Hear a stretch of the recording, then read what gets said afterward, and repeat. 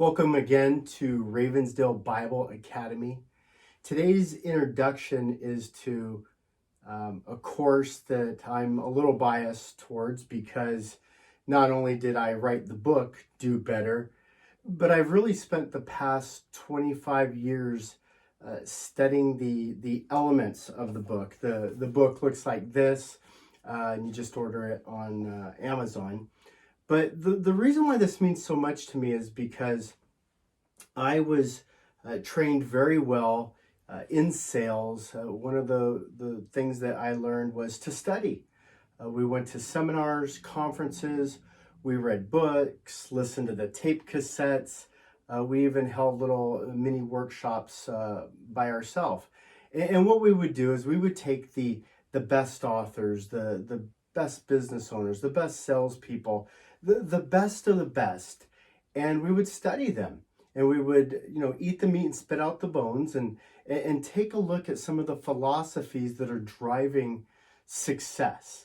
Now, when we talk about success, I mean, it could be in your marriage, it could be as a parent, it could be in business, it can be in sports, it could be as a student in school. Really, these are formulations for life. And that's why I put together this course so that students could start to formulate their ideas of how to constantly strive and seek continuous growth. And so I want and hope that this inspires students, because a lot of students or a lot of young adults have never really been challenged, and unless you've been in sports, you've probably not really been challenged to do better, which is what the title of the course is. I got this from my seventh grade history teacher. My seventh grade history teacher, he, on the top corner of the not dry erase board, but the chalkboard, had this saying, good, better, best, never let it rest until your good is better and your better is best.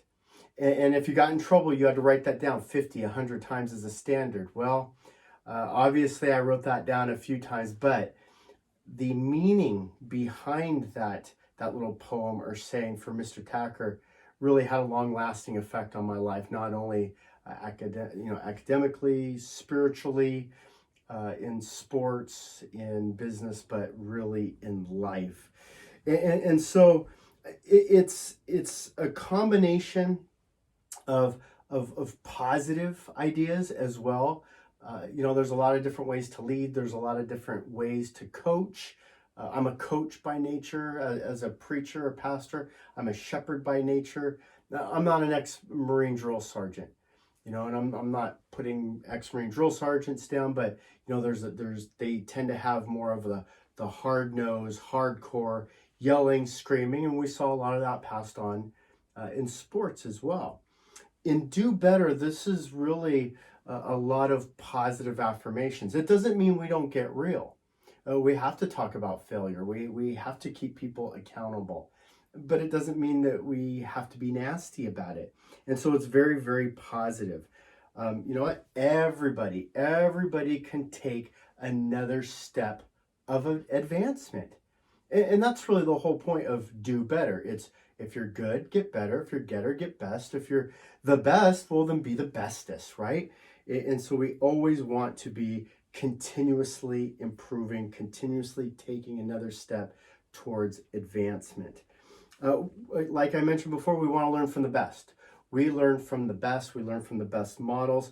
My book is really a compilation of several other books, several other pretty famous and popular ideas. And so I really think it's exciting that we can introduce our students at a younger age, not only to the concepts, but even the men and the books behind them. And so this course, the book, becomes a constant resource, like I mentioned. You're going to reset. One time you're going to go through this book and you're going to be thinking like a student. Another time you're going to be going through and you're going to be thinking like an athlete. You're going to be thinking like a parent. Your first job as an employee, as a sales rep, or as an owner.